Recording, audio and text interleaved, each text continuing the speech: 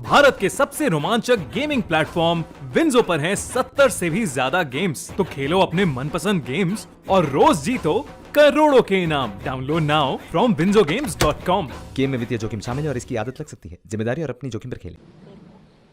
गाजियाबाद के डासना में हम उसी मंदिर में हैं जो इस वक्त चर्चा का विषय बना हुआ है। पूरा सोशल मीडिया दो हिस्सों में बटा हुआ है। कुछ लोग कह रहे हैं कि यहाँ पानी पीने आए एक मुसलमान लड़के को थप्पड़ मारा गया, तो वहीं कुछ लोग कह रहे हैं कि उसका आरोप गलत है, वो पानी पीने नहीं, यहाँ कुछ और ही करने आया था।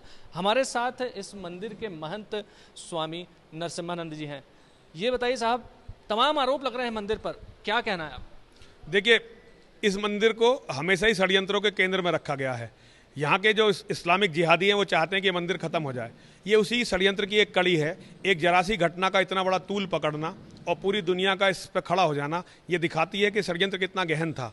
वो मुसलमान यहाँ आया था हमारे बच्चों को प्रोवोक करने, क्योंकि बाहर एक बोर्ड लगा हुआ है कि मुसलमान का प्रवेश वर्जित है। किसी ने उसे पैसे देकर या समझाकर भेजा था।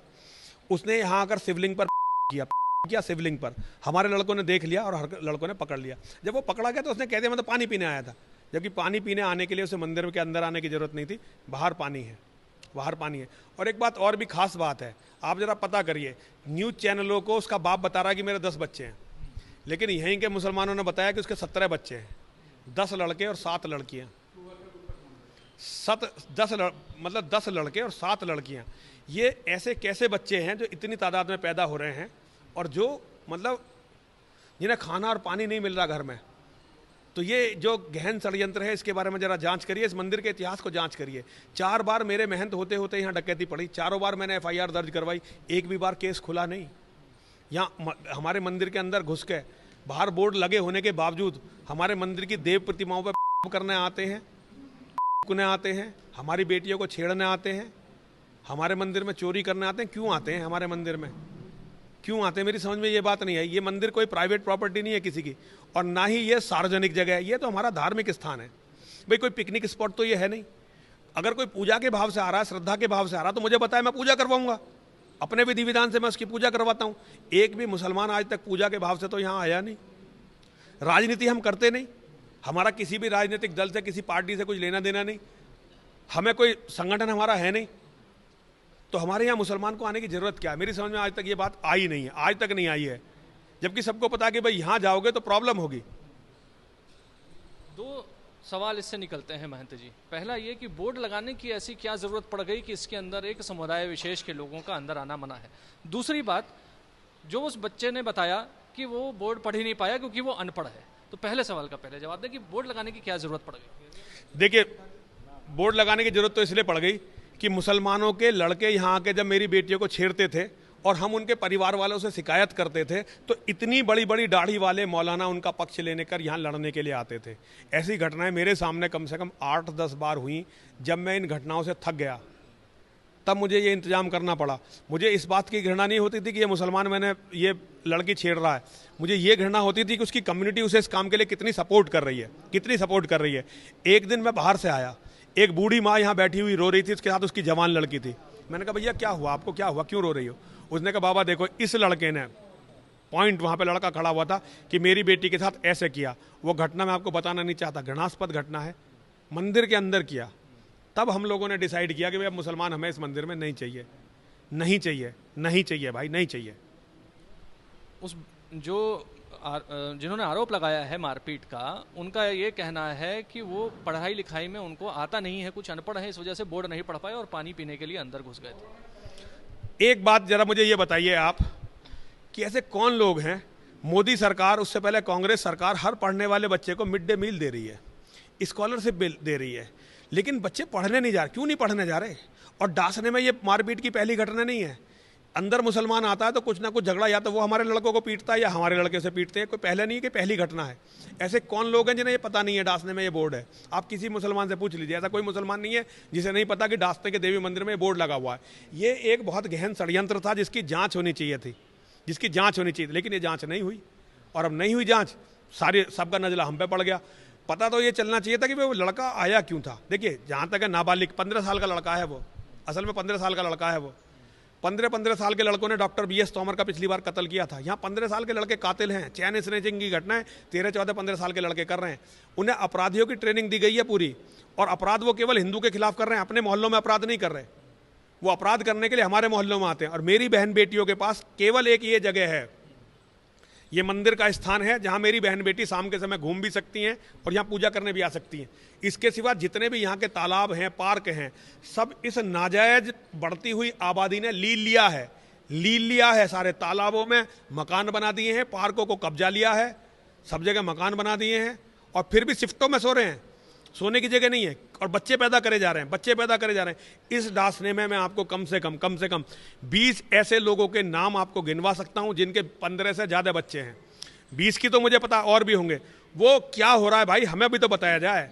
हमसे ऐसी क्या गलती होगी कि हम अपने मंदिर में पूजा नहीं कर सकते? हमारी बेटियों का क्या अपराध है कि वो मंदिर में पूजा करने आ नहीं सकती? हमसे ऐसा क्या अपराध होगा कि हम डकैती हमारे यहीं पड़ेगी? इतना पैसा इस मंदिर में, आप इस मंदिर में देखिए चढ़ावा कितना है। कोई चढ़ावा है ही नहीं। 5% आबादी मुसलमानों की है, 5% हिंदू है, 95% मुसलमान है। यहाँ चढ़ावा कितना है आप काउंट कर लीजिए। अगर 10-20 हज़ार का चढ़ावा हो तो क्या हुआ? मस्जिदें इतनी अमीर हैं, लेकिन उन मस्जिदों में आज तक वारदात नहीं हुई। उन मस्जिदों में ये तो वारदात होती है कि उनमें बम विस्फोट हो जाते हैं और पुलिस दबाने में लग जाती है। ऐसी तो इस डासने में कई बार हुई हैं, लेकिन ऐसा कभी नहीं हुआ कि उनमें डकैती की कोई घटना हुई हो, लूट की, जबकि उनके पास तो बहुत पैसा है। तो इस गरीब मंदिर में डकैती क्यों होती है? 4 बार डकैती मेरे सामने हुई, और मुझसे पहले जितने महंत थे या तो वो मार दिए गए या पीट के भगा दिए गए। इस महंत जी, एक सवाल बड़ा इंपॉर्टेंट है। अभी आपने कहा कि जान का खतरा है। कैसे जान का खतरा है? क्यों आप बार बार ये बात कह रहे हैं कि आपको मारने की पूरी साजिश की जा रही है? देखिए, मेरे साथ जो बैठी हुई हैं ये हैं किरण कमलेश तिवारी। आपने कमलेश तिवारी जी का नाम सुना होगा। वो हमारे साथी थे, हमारे मित्र थे, हमारे छोटे भाई थे, बहुत आदरणीय थे हमारे। उन्होंने मोहम्मद के बारे में एक बात कही जो किताबों से उन्होंने पढ़ी थी।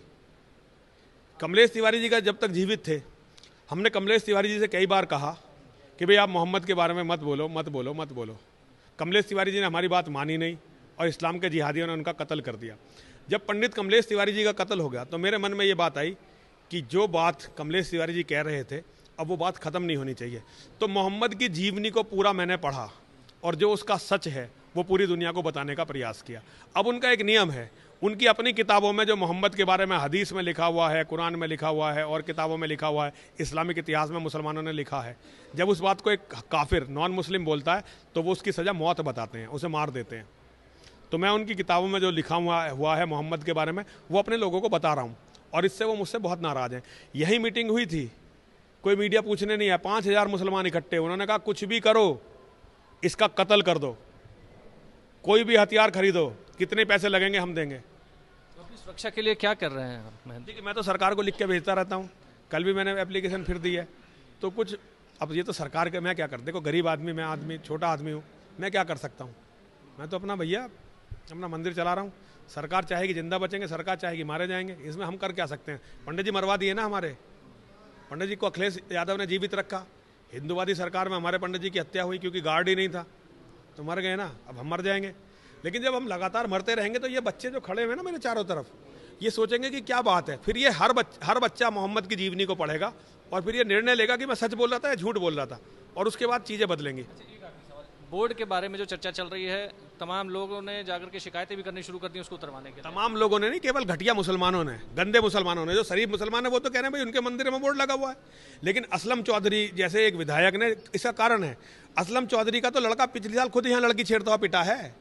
हमारे बराबर के गाँव के गुजर यादव थे, वो यहाँ आए हुए थे, तो एक लड़की को असलम विधायक का लड़का छेड़ रहा था। उन्होंने कहा भाई ये क्यों कर रहा था? उसने हूल दी कि मैं असलम का बेटा हूँ, विधायक असलम का बेटा हूँ। तो वो गुजर और यादव थे, वो मजबूत लड़के थे, उन्होंने उसे वहीं मारा।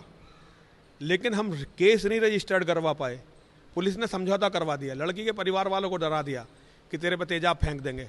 पुलिस साथ रही, अपराधी के साथ पुलिस रही। ये हमारी पीड़ा भैया, ये दूर से बैठ के आप लोग कुछ भी बात कर सकते हैं, यहाँ बैठ के देखो जो मेरी पीड़ा है, एक भी आदमी आपको बोलता नहीं मिलेगा। कारण क्या? भय, खौफ। किसी की भी जवान लड़की के मुंह पे वो फेंक सकते हैं। कितनी लड़कियां यहाँ से चली गई, लोग रिपोर्ट नहीं लिखवा पाए, लव जिहाद में चले गई, बिक गई। एक सरकारी हेड कांस्टेबल था तिवारी, उसकी बेटी। अब कितने केस बताऊं मैं आपको। तो ये स्थिति है साफ तौर पर कहना है कि पानी पीने जैसी कोई घटना नहीं थी और महंत जी का ये भी साफ कहना है कि बोर्ड नहीं उतरेगा चाहे कुछ भी हो जाए।